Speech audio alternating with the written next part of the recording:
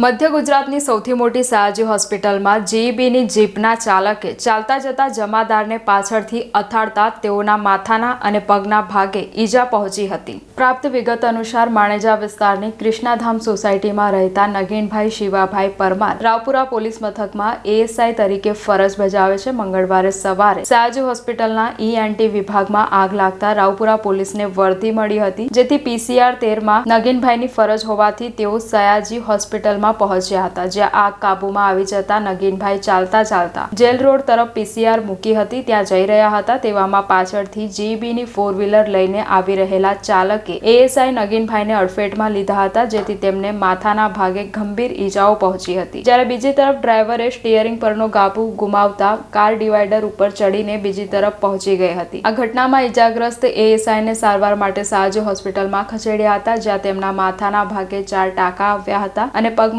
Fracture થયું હતું। આ ઘટનામાં રાવપુરા પોલીસે કાર ચાલકની અટકાયત કરી છે અને વધુ કાર્યવાહી હાથ ધરી છે।